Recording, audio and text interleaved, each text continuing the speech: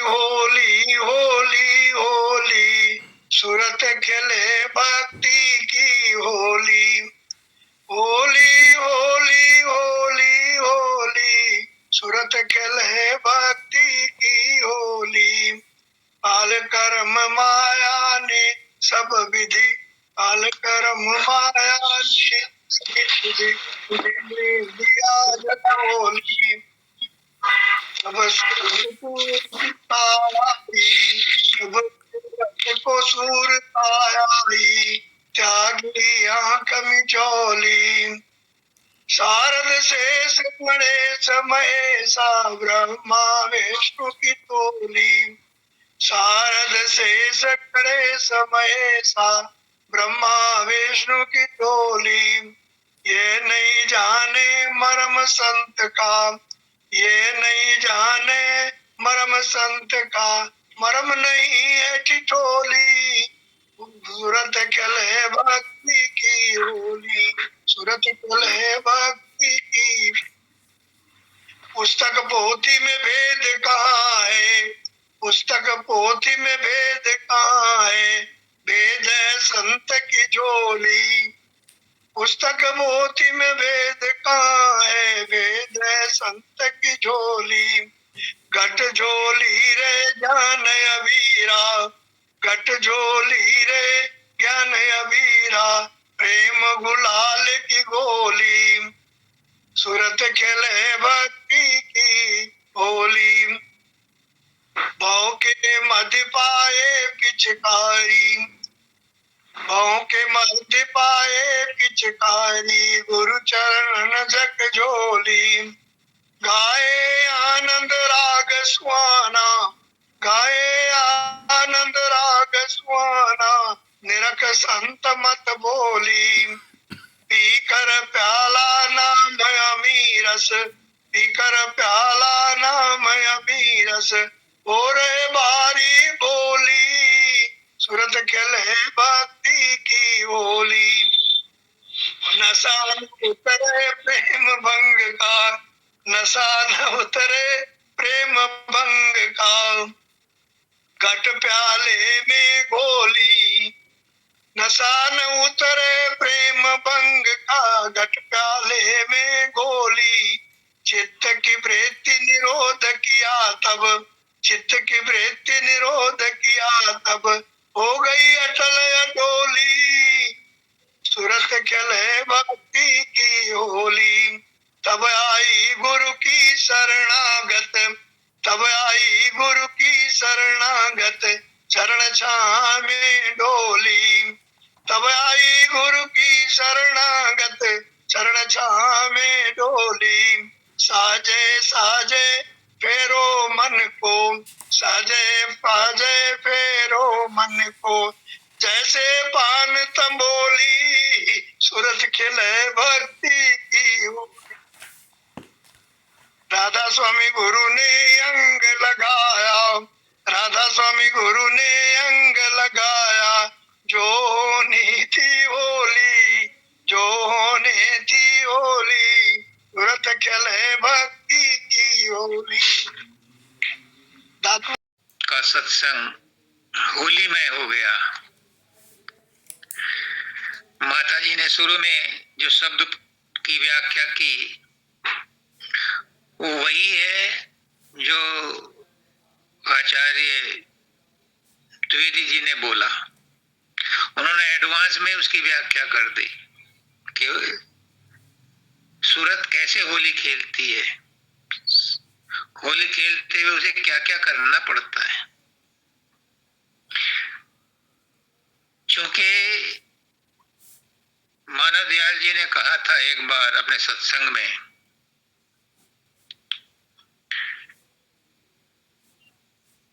कि हिंदुओं के 4 त्योहार हैं, 4 ही आश्रम है, 4 ही पुरुषार्थ हैं। उन्होंने कहा था कि पहला त्योहार है रक्षाबंधन। ये ब्राह्मणों का होता है, ब्राह्मण राखी बांधते हैं और कहते हैं दान बिंदु बलि राजा,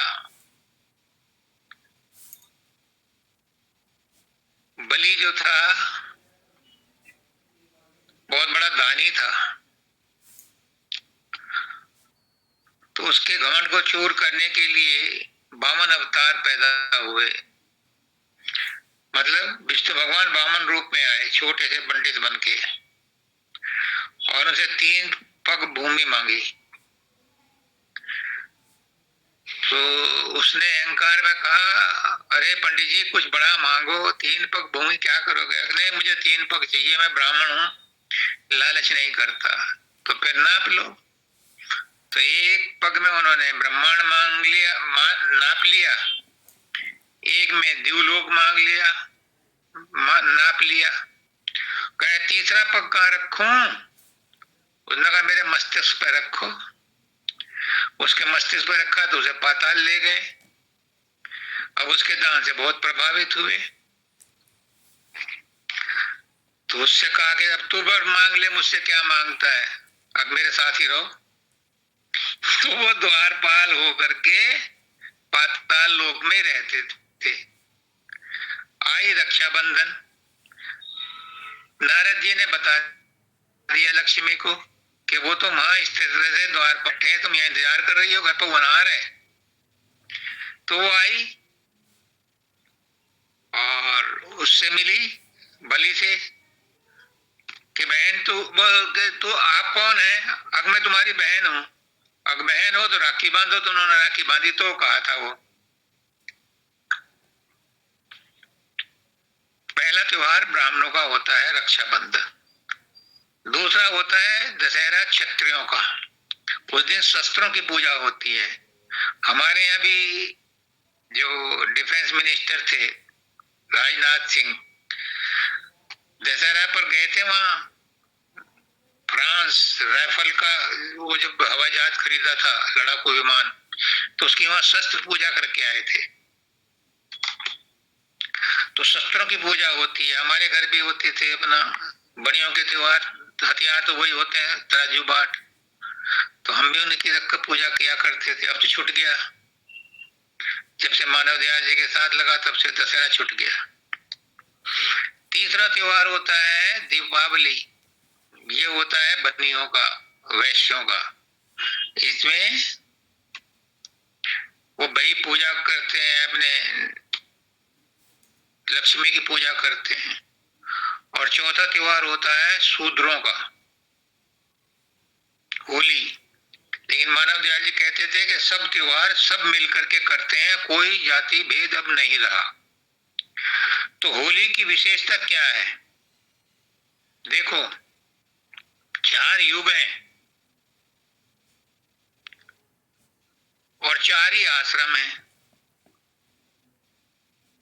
वानप्रस्थ, गृहस्थ नहीं, ब्रह्मचर्य, गृहस्थ, वानप्रस्थ और सन्यास। 4 युग हैं, सतयुग, त्रेता, द्वापर और कलयुग। तो होली आती है चौथे नंबर पर, यानी कल्याण का विषय है। होली में आत्मा का कल्याण होता है। क्यों? क्योंकि ये कलयुग में आई है। कलयुग ही मुक्ति का युग है। सतयुग त्रेता में मुक्ति नहीं है। वहां तो जनसंख्या बढ़ाने के लिए प्रेशर पड़ता है ब्रह्मा जी पर, पॉपुलेशन बढ़ाओ। मुक्ति की इंपॉर्टेंस तो कलयुग में है, जब वो सूरत आत्मा थक जाती है, झकझोर जाती है, तब उसे आत्मा को मुक्ति की सूझती है कि अब आराम करना है, विश्राम करना है। चौथे में विश्राम। 1 जन्म गुरु भक्ति कर, जन्म दूसरे नाम, जन्म तीसरे मुक्ति पर, चौथे में विश्राम। तो चौथी अवस्था में विश्राम करने की सूझती है। इसलिए होली में जो अभी इन्होंने शब्द पढ़ा वेदी जी ने, सारा कुछ वर्णन कर दिया कि सूरत को कैसे मुक्ति मिलती है। और जो प्रेम सुख ने पढ़ा, ये भी होली से और मुक्ति से संबंधित है।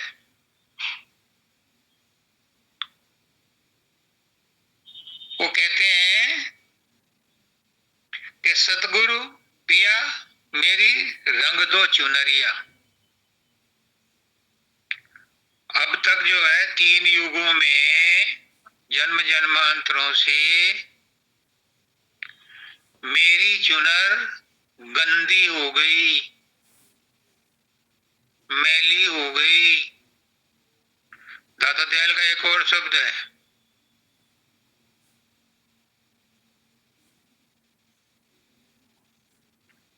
कि धोबिया प्रगटा जग में सजनी लीजो चुनर धुलाए।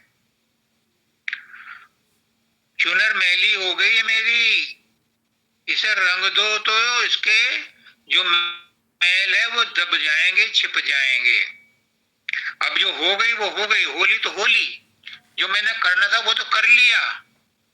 अब कृपा करके आप मेरी चुनरी को रंग दो। और कौन से रंग में? अपने ही रंग में रंग दो। चढ़े में जीठा रंग, और रंग तो उतर जाएंगे, अपने ही रंग में रंग दो। ये मीरा कहती है, अपने ही रंग में रंग दो मेरी चुनरी को।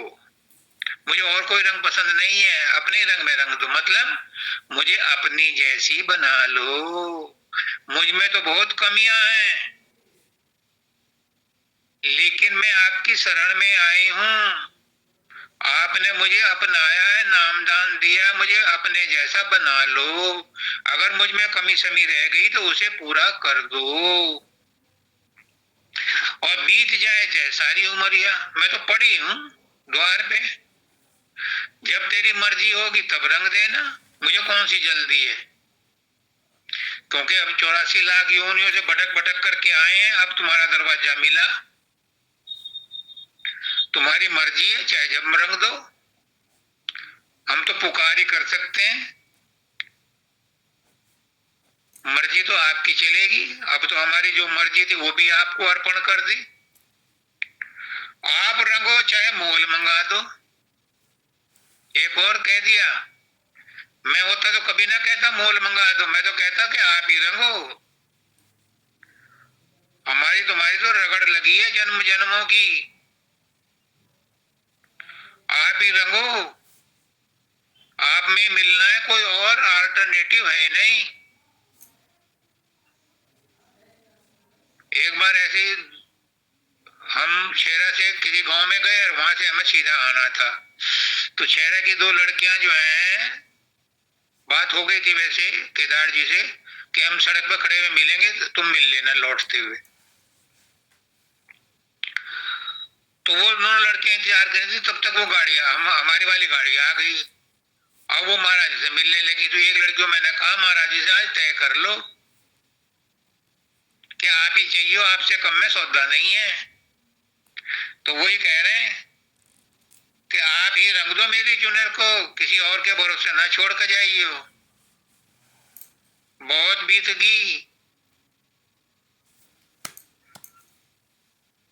और बिना रंगाए मैं घर नहीं जाऊं। अब तक तो मुझे बेवकूफ बनाया संसार वालों ने, अब ना बनूं, अब तो आपकी बनूंगी। आप ही रंगो या मत रंगो, आपके चरणों में अर्पण है ये मेरा तन, नहीं मेरा आप धन, आप तन आपके चरणों में अर्पण है मेरा। ये तन नहीं मेरा आपका, अपने चरणों में लगा लो, मेरा मन है आपका। आपके चरणों में अर्पण है ये मेरा, आपके चरणों मन नहीं है आपका है? आपके चरणों में अर्पण, ये मन नहीं है अब आपका। हाँ, नहीं है आपका, अपने चरणों में लगा लो, मेरा नहीं है आपका। तो अब तो मैं आपका हो गया, आपकी हो गई, चाहे जैसे रखो, मेरी चुनर को आप रंग दो और अपने रंग में रंग दो, और ऐसा रंग रंगो कि वो उतरे ना, यानी आपकी याद भूले ना, मरते दम तक भी ना भूले, मरने के बाद भी ना भूले, क्योंकि मरते दम को अगर भूल गई तो फिर संसार में अटकी रह जाऊंगी। ये साथ ही जाना चाहिए, सांसों के साथ ही आपका नाम रहना चाहिए, तो आपसे मुलाकात हो सकती है।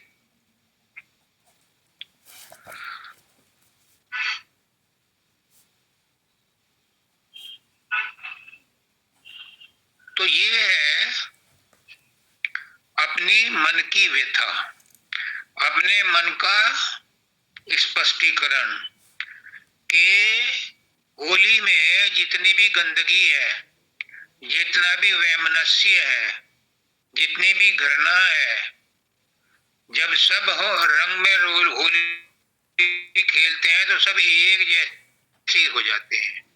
वहां कोई द्वेष नहीं रहता, वहां कोई लड़ाई भिड़ाई नहीं रहती, वहां कोई जात पात नहीं रहती, सब एक दूसरे को गुलाल लगाते हैं, एक दूसरे के गले मिलते हैं।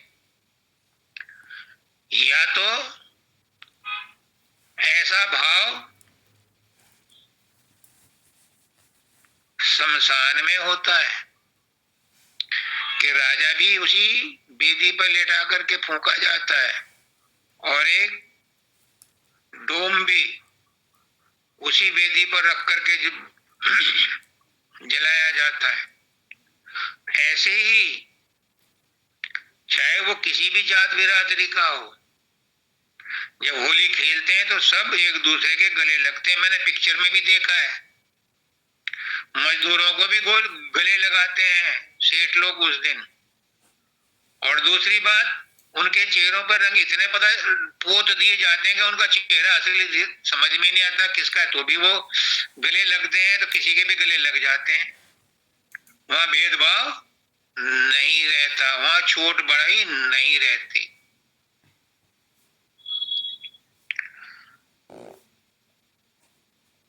पीकर प्याला नाम अमीरस, हो रहे बारी बोली। अमीरस प्याला पिया है, प्रेम का प्याला पिया है। वहां भांग का प्याला पीते हैं होली में। मानव दयाल जी को पिला दिया था एक बार होली पर, मानव दयाल जी को किसी ने भांग का वो पिला दिया गिलास भर के, और 2 घंटे बाद उन्हें देखने आया उनके घर पर, तो कहने लगे तो बिल्कुल ठीक है। हाँ मैं बिल्कुल ठीक हूँ, क्या हुआ? अब मैंने तो ये भांग पिलाई थी, मुझे कोई असर नहीं पड़ती, क्योंकि मैं तो शिव शंकर का पुजारी हूँ, मेरे ऊपर कोई असर नहीं पड़ता। शिव शंकर को कितनी भांग पिला दो, मुझे कोई असर नहीं होता। तो मानव दयाल जी को असर नहीं हुआ था उस भांग का, वरना अच्छे अच्छे भंगेरी जो है, जो उस समय भांग पी करके हरकत करता है वही हरकत करता रहता है। वो हंसना शुरू करता है तो हंसता ही रहता है, रोना शुरू करता है तो रोता ही रहता है। उसके अंदर ऐसी आदत आ जाती है कि जब तक भांग का नशा होता है तब तक वो उसी चीज को रिपीट करता रहता है। वो तो है पारंपरिक होली, लेकिन जब सदगुरु के साथ आध्यात्मिक होली खेलते हैं तो माता जी ने आज बहुत अच्छा बताया क्या कि आध्यात्मिक होली खेलने के लिए मानवता जरूरी है। मानव बनकर ना जिया, जिया तो डंगर ढोर, और जीव किनारे ना लगा, लगा तो हाथी घोड़। अगर मानवता पर रह करके हम नहीं जी सकते, हम व्यवहार नहीं कर सकते, तो इससे तो पशु अच्छे हैं, कम से कम वो अपने अनुशासन में तो रहते हैं। मानवता आध्यात्मिकता की नींव है। अध्यात्म पर तो कोई तब चलेगा जब पहले मानवता पर चले, मानवता के सिद्धांतों को माने। मानवता का सबसे बड़ा सिद्धांत है कि सबको अपने जैसा मानो। जो बात तुम्हें बुरी लगती है दूसरों को भी लगती होगी, कोई काम ऐसा मत करो जो तुम अपने प्रति करवाना पसंद नहीं करते। मानवता पर रहना आध्यात्मिकता की पहली सीढ़ी है, पहला कदम है।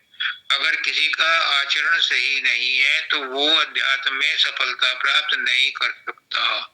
अगर कोई झूठ, फरेब, 420 धोखाधड़ी करता है तो मानवता के असूलों पर नहीं चलता, फिर वो अध्यात्म में सक्सेसफुल नहीं हो सकता। कबीरदास जी कहते हैं, दया राख धर्म को पाले, जग से रहे उदासी, अपना साजिब सबका जाने, ताहि मिले अविनाशी।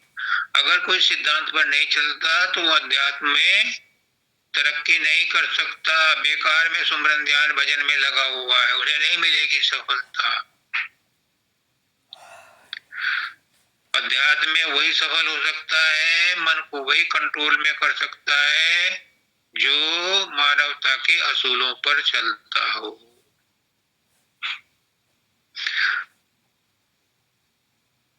छाड़े गर्भ गुमाना, सत्य नाम ताही को मिलिए, कहे कबीर हम जाना।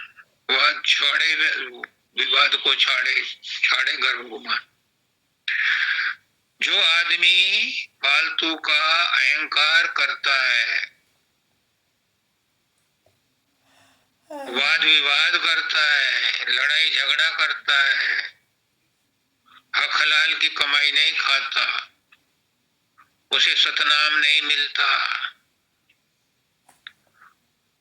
वो अपना भी जीवन बर्बाद करता है, दूसरों का भी जीवन बर्बाद करता है। ये जीवन भी बर्बाद करता है, अगला जीवन भी बर्बाद करता है, क्योंकि ये जीवन तो प्रारब्ध कर्मों से मिला है और अगला जीवन वो मिलेगा जो तुम इस जीवन में लिख रहे हो। जैसी स्क्रिप्ट अब लिख रहे हो वैसी तुम्हें भविष्य में भाग्य बन करके मिलेगी। इसलिए इस जीवन में ऐसी स्क्रिप्ट लिखो, पुष्करनाथ जी कहते हैं, जिसे अंत में पढ़ते हुए तुम्हें रोना ना आए, क्योंकि अंत मतासो गता, अंत में जो वो रील चलती है सबके मस्तिष्क में 1 मिनट की, उसमें सारा करा धरा जीवन भर का इसमें आ जाता है और आखिरी पन्ने पर अगले जन्म का विवरण लिखा होता है। तो इस जन्म में ऐसे कर्म कर चलो ताकि पछताना ना पड़े। तो इसमें कहते हैं कि दूसरों को शिक्षा मत दो। आजकल यही हो रहा है, गुरु परंपरा भी यही हो रही है। किसको कहें? जो गुरु शिक्षा देने वाले हैं वो भी दूसरों को ही आदेश देते हैं, अपने ऊपर उस पर लागू नहीं करते। नतीजा क्या होता है कि जो अपने ऊपर लागू नहीं करते और दूसरों को ही उपदेश देते हैं, उनके उपदेश भी सफल नहीं होते। अपनी ओर निहारिए औरन से क्या काम, अब होली हो रही है, एक हफ्ते में क्या फ्राइडे कोई होली हो चुकेगी वो, तो इसलिए उससे पहले क्या कर लो, अपनी ओर निहारिए औरन से क्या काम, दूसरों की परवाह मत करो। दूसरों की परवाह वो कर लेगा जिसने संसार बनाया है। तुम दूसरों का भला क्या कर सकते हो? तुम दूसरों का नुकसान भी नहीं कर सकते, भला भी नहीं कर सकते। हाँ, अपना नुकसान कर सकते हो, दूसरों का बुरा सोच करके तुम्हारा नुकसान पहले हो जाता है। तो इसलिए अपनी ओर निहारिए औरन से क्या काम, औरन से क्या काम, काम अपना कीजिए। अब आप पूछोगे कि हम अब किसका काम कर रहे हैं? पूछो अपने आप से कि अब किसका काम कर रहे हो? अपना काम ना कर रहे तुम, ये ऑनेस्टली बता रहा हूं हाथ जोड़ के सबसे। अब तक जो जिंदगी में किया है अपना काम ना किया, ये तो संसार का काम किया है, तो शरीर का काम किया है, ये तो मन का काम किया है। अपना काम ना किया किसी ने कुछ भी, अपना काम क्या है? परमार्थ, सुमरन, ध्यान, भजन, परमात्मा को याद करना किया है क्या? अपना काम है। शरीर तो संसार का, संसार में लगा दो, संसार की सेवा करो, क्योंकि संसार से मिला है, संसार में लगाने योग्य है। स्थूल है, स्थूल में लगा दो। मन मिला है, सोचता विचारता है, चिंता करता है, कल्पना करता है। इस मन को मन वाले गुरु को दे दो। मन वाला गुरु कौन है?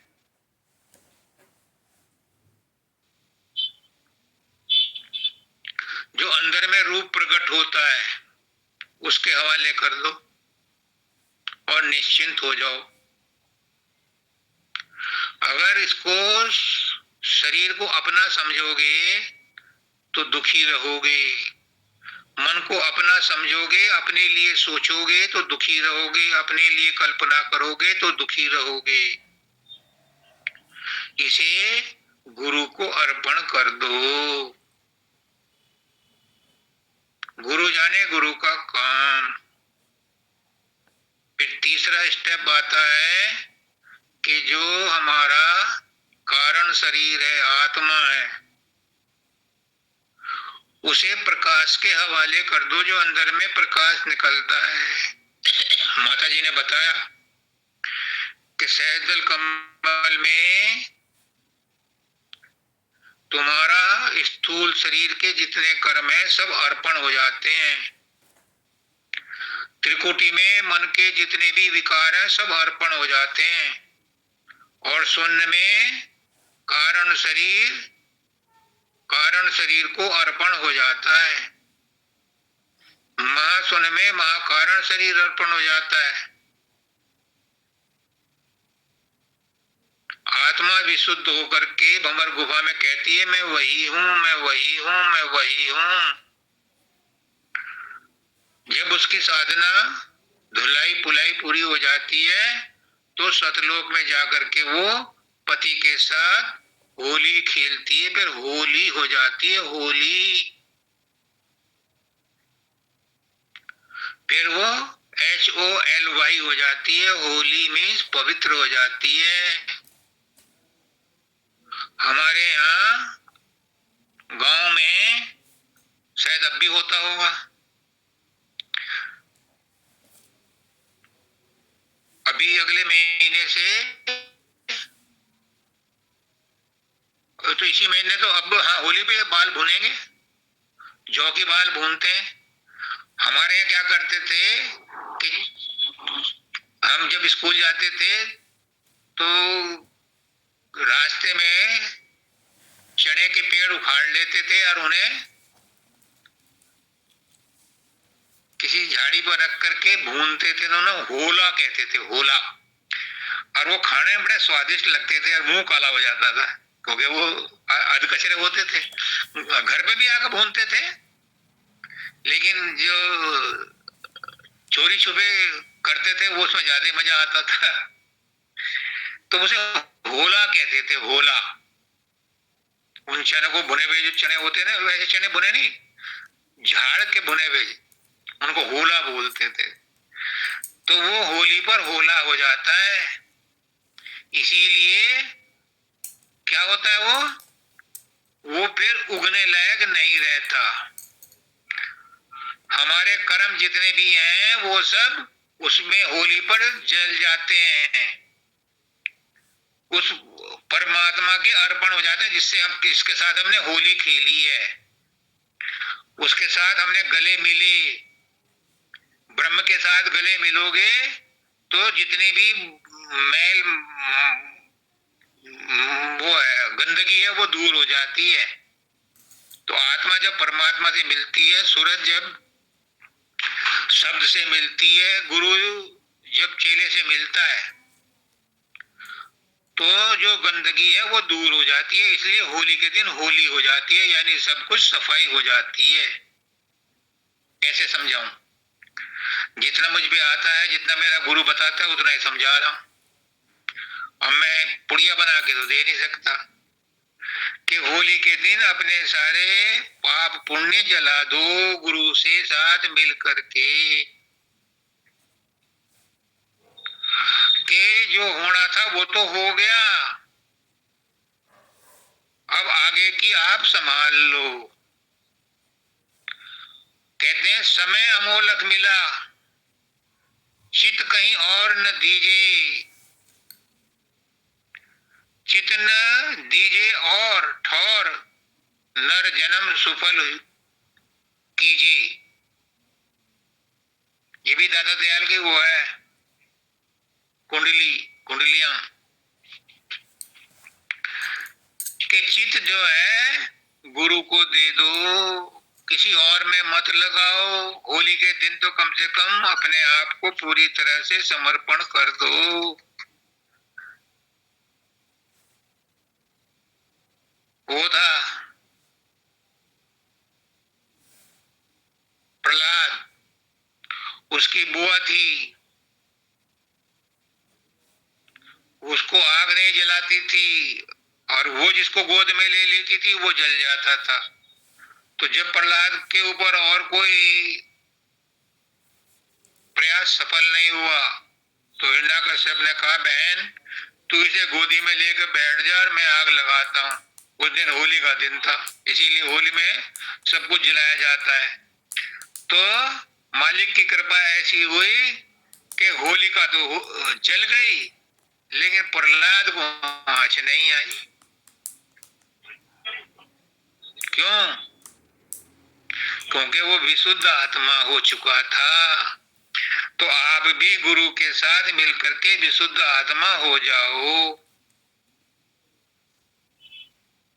इस होली को होली बना लो, यादगार होली बना लो। अपना करो उपकार, हृदय का शुद्ध विमल हो, हृदय तब शुद्ध विमल हो। अपना करो उपकार, किसी और पे एहसान नहीं कर रहे आप। अगर गुरु को प्रेम कर रहे हो या साधन ध्यान अभ्यास कर रहे हो, तो किसी और को उपकार नहीं कर रहे। भूल जाओ, इस गलतफहमी मत रहना। हम साधन अभ्यास इसलिए नहीं करते कि दूसरों पर रौब जमाएं, वो तो और अहंकार हो जाएगा, मिलने का कुछ नहीं। अपना करो उपकार, हृदय तब शुद्ध विमल हो। ऐसा करो अपने ऊपर। कहते हैं कि साधन अभ्यास छिप करके करो, किसी को पता ना चले। अगर कोई पूछे क्या हो रहा है, बस चल रहा है, टाल दो उसे। मत बताओ कि तुम कितनी देर अभ्यास करते हो, तुम्हें क्या क्या मिला अभ्यास करने से। क्यों? क्योंकि दूसरों को ईर्ष्या होगी और खुद को अहंकार हो जाएगा।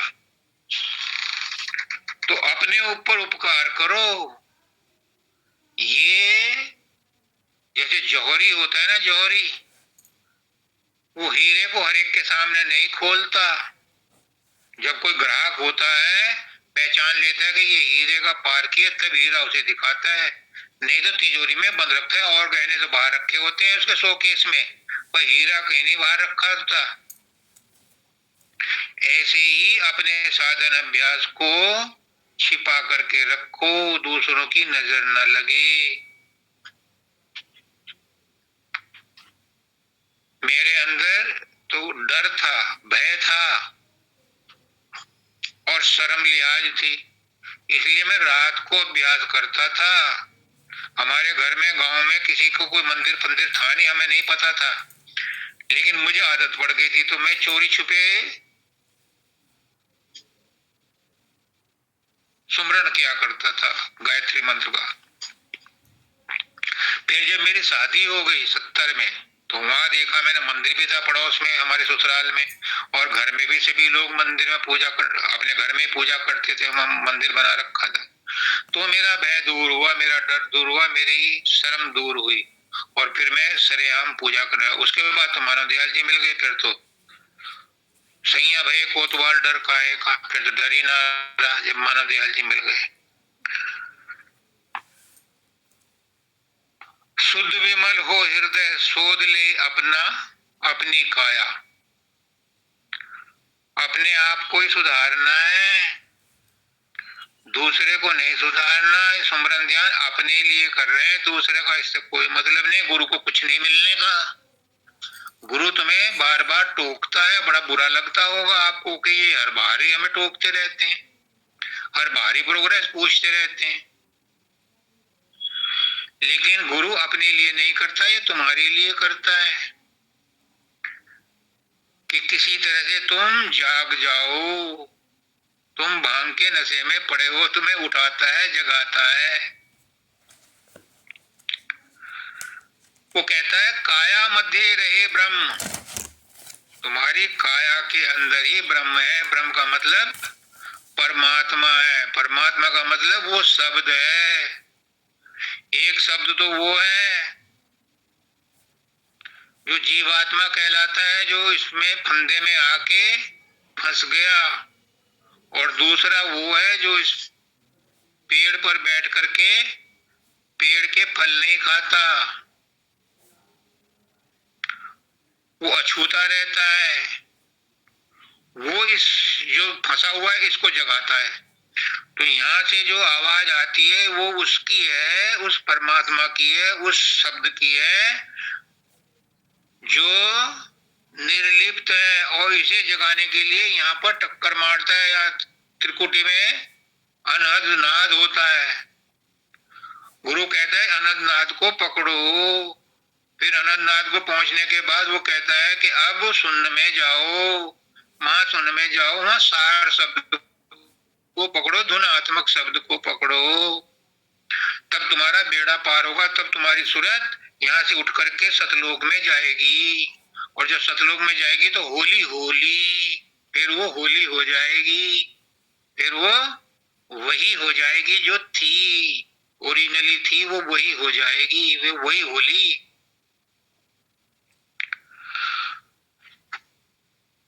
अपनी ओर निहारिए, औरन से क्या काम, औरों की तरफ मत देखो। सबको अपने अपने कर्मों का भुगतान करना पड़ता है। सबकी प्रगति एक जैसी नहीं होती, सबके कर्म अलग अलग हैं, सबके प्रारब्ध अलग अलग हैं, सबकी परिस्थितियां अलग अलग हैं, सबका वातावरण अलग अलग है, सबका आचरण अलग अलग है। तो सबको एक तरह से प्रगति नहीं होती, एक तरह से उन्नति नहीं होती। किसी को 40 साल लग जाते हैं, मुझे लग गए 42 साल, मुझे अफसोस नहीं है। क्यों कि सिर दे के होते हैं सौदे, अगर सिर भी कट जाए और वो मिल जाए तो भी सस्ता है, वो भी सस्ता जान। अगर सिर दे करके भी, सिर कटा करके भी आत्मज्ञान मिल जाए तो भी सस्ता समझना, क्योंकि हंस हंस कंत न पाइया, जिन पाया तिन रोए। खुशी खुशी नहीं मिलता परमात्मा, बड़े धक्के खाने पड़ते हैं। मीरा कितनी रोई थी, राधा कितनी रोई थी, गोपियां कितनी रोई थी, कबीर दास रोए, बाबा फकीर रोए, रोए थे 72 घंटे, तभी तो स्वप्न में दाता दयाल आए थे। तो आसानी से मिलने वाला नहीं है। नींद आ रही है तो नींद आ रही है तो भाई संसार में रहो, अगर परमात्मा को चाहिए तो नींद को तो छोड़ना पड़ेगा, कुर्बानी तो करनी पड़ेगी, कुर्बानी तो देनी पड़ेगी। और कुर्बानी क्या है? सबसे बड़ी कुर्बानी है अहंकार की, सबसे बड़ी कुर्बानी है कंफर्ट जोन को त्यागने की। हर आदमी सोचता है मेरी कमर में दर्द ऐसी हुआ है, 4-4 घंटे 6-6 घंटे बैठा रहता हूँ कुर्सी पर। ये कोई बड़ाई की बात नहीं है, कोई तारीफ की बात नहीं है।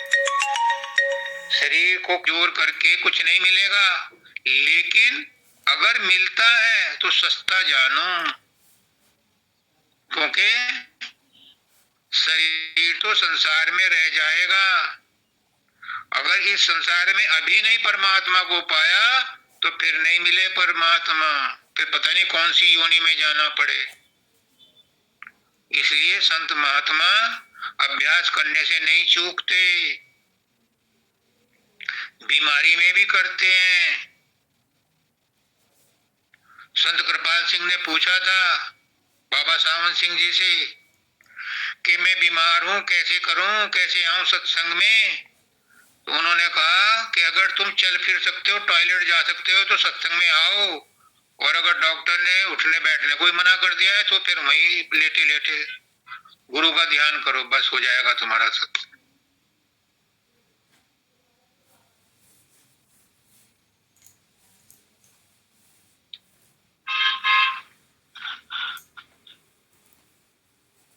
आसान नहीं है, बहुत मुश्किल काम है। कितना मारना पड़ता है, कुर्बानी देनी पड़ती है। जब तक कोई कुर्बानी नहीं देता तब तक उसे संसार की चीजें भी नहीं मिलती, अध्यात्म तो कैसे मिल जाएगा। इसलिए मैं बार बार टोकता हूँ, बुरा लगता होगा आप लोगों को कि क्यों कहते हैं, लेकिन मैं इसलिए कहता हूँ कि ये सुनहरा अवसर है। अब मिला तो ठीक है, नहीं तो देर हो जाएगी। अभी नहीं मिला तो फिर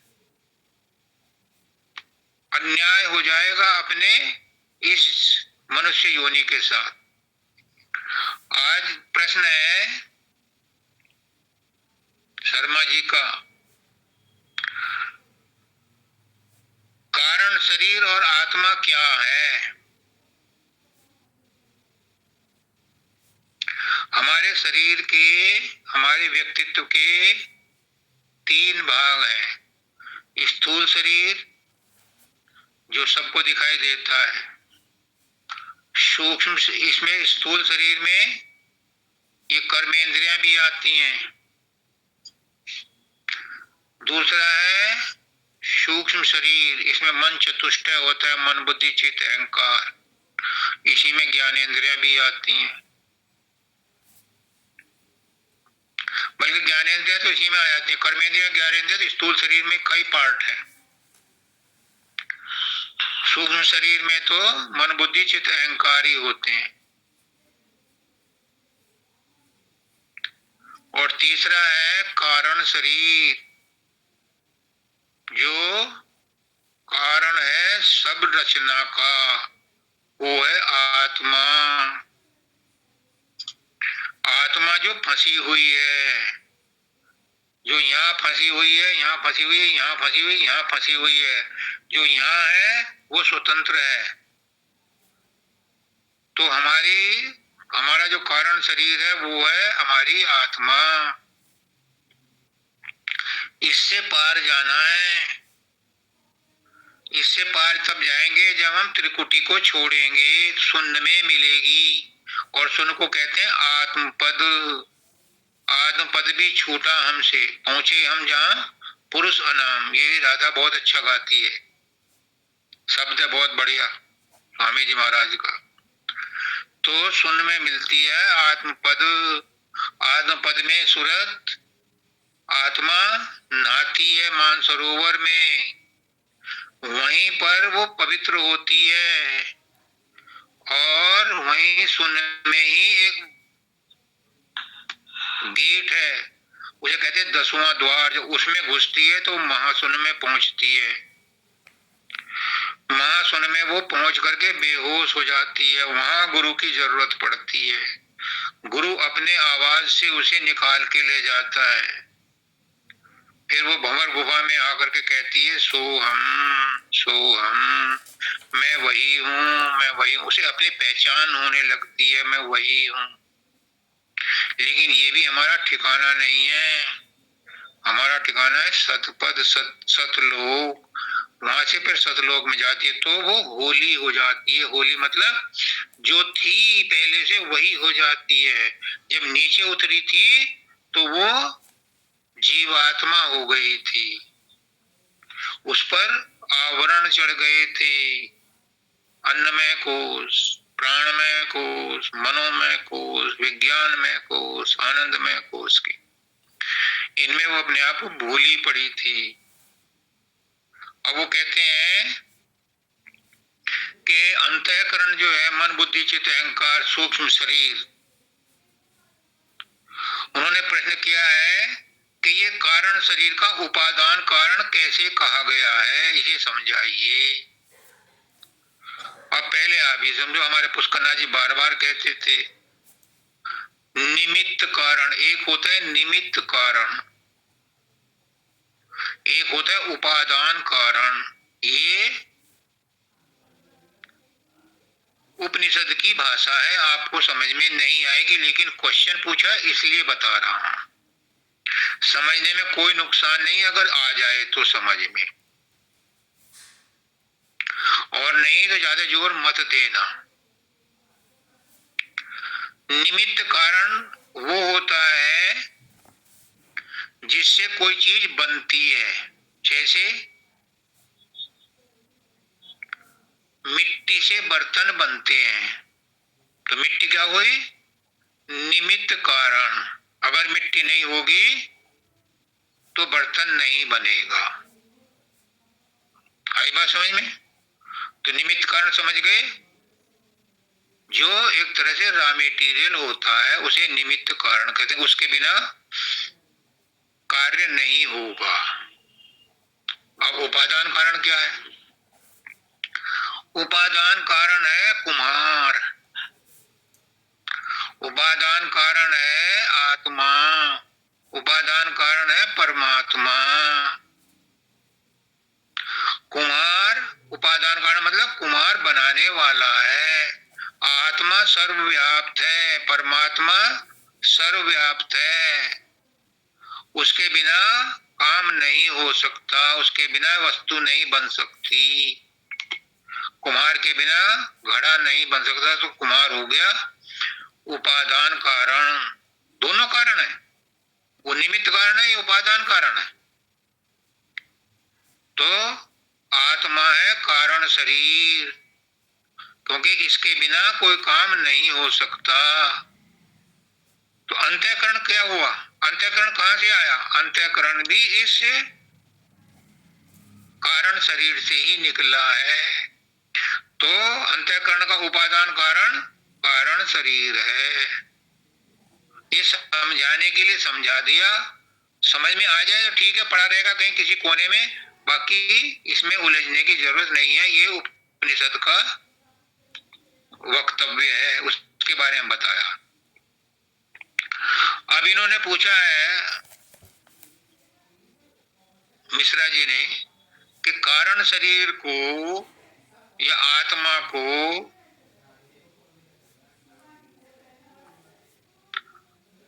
गुरु को कैसे दिया जाए।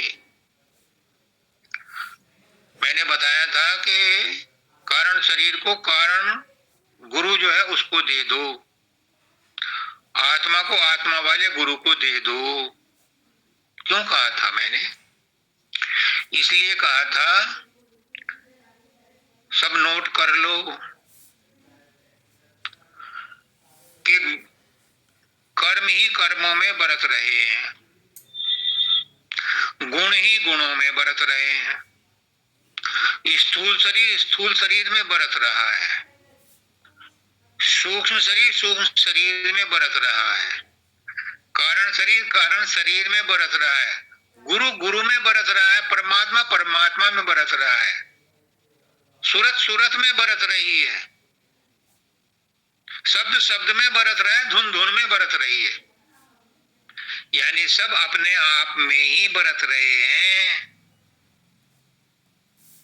तो कारण शरीर को किसको दे दो? जो कारण शरीर वाला अंदर में बैठा है प्रकाश, उसको दे दो। फिर सूरत आ गई महाकारण वाली, इसे किसे दे दो, इसको शब्द को दे दो, तो कहां जाओगे, फिर सतलोक में जाओगे। ये था इसके पीछे मेरी तुकबंदी, लेकिन ये बहुत जरूरी है। अगर समझ लो तो फिर साधन अभ्यास की भी जरूरत नहीं है। एक बात और मोटी सी बात समझ लो, आज गुरुदेव आज बहुत मेहरबान है। पुष्कर जहाज जी बहुत बिल्कुल एकदम से आज बैठे हुए आए हुए, वो कहते हैं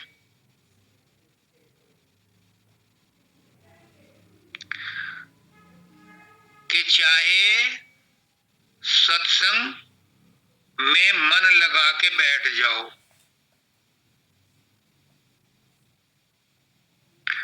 सत्संग को दर्दे दिल से सुनो, आत्मा के कानों से सुनो,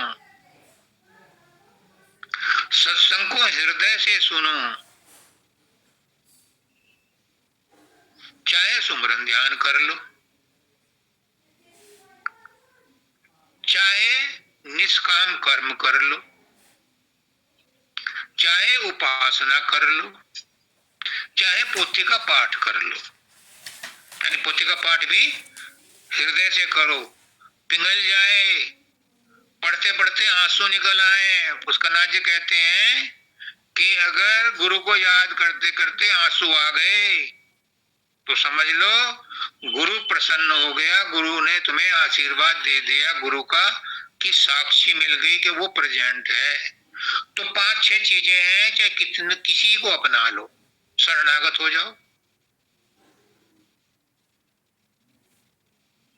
चाहे भूल जाओ अपने आप को, सुमरन करते करते ध्यान भी ना हो, भले ही सुमरन करते करते भूल जाओ, चाहे शब्द सुनते सुनते भूल जाओ, क्या प्रकाश देखते देखते भूल जाओ अपने आप को। अपने आप को भूलना है अहंकार का मिटाना ही फना होना, वरना खाक को क्या खाक में खाक मिला है कोई। आत्म साक्षात्कार कुछ नहीं है, अपनी हस्ती को मिटाना है, अपने आप को भूलना है। दाना खाक में मिलकर गुले गुलजार होता है। दाना अगर कहे कि मैं फूटू नहीं, मैं गलू नहीं, तो उसमें से वृक्ष नहीं निकलेगा। लकड़ी कहे मुझे काटो मत, मुझे कील मत ठोको, मुझ पर आरी मत चलाओ, मुझ पर बसूला मत चलाओ, तो उससे फर्नीचर नहीं बनेगा, वो फिर फायरवुड बन जाएगी, अब भोले पे काम आएगी, वो फर्नीचर नहीं बनाने काम रहेगी अगर वो मना कर देगी।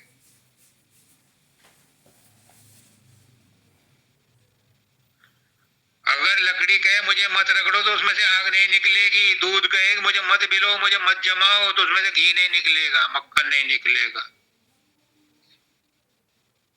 अगर आपको मुझसे साधन अभ्यास नहीं होता तो फिर मत समझना कि तुम्हें परमात्मा का बंध मिल जाएगा।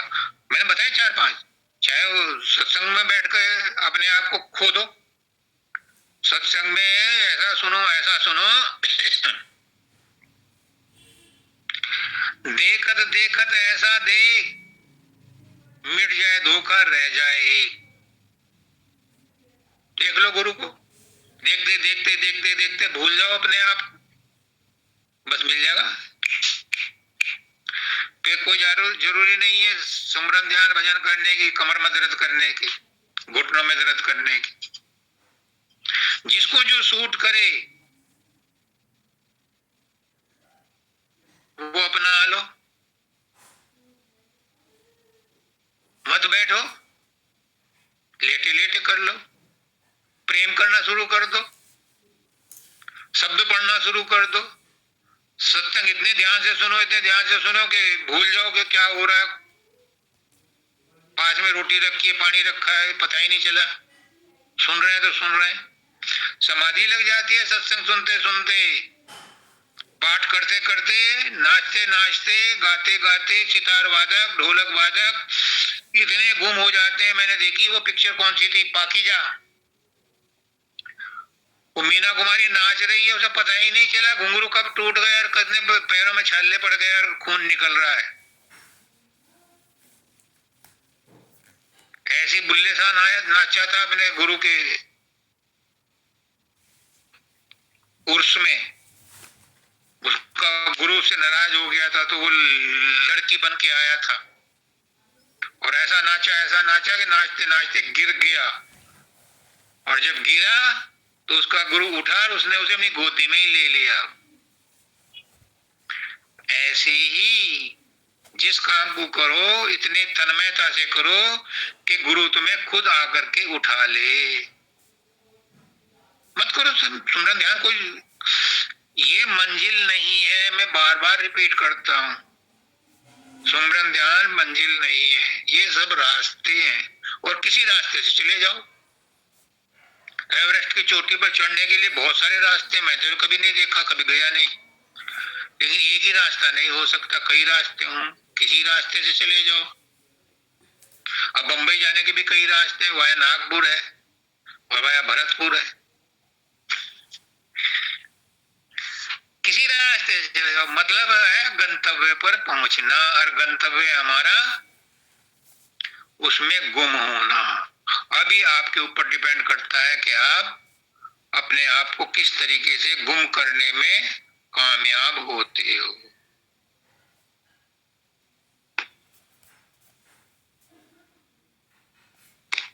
और कोई प्रश्न है भाई? नहीं गुरुदेव, हो गया। हो गया जी।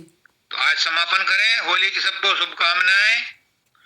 सबकी होली हो जाए, इस बार पूरी होली हो जाए, जैसे थे वैसे हो जाओ, उसी को कहते हैं होली।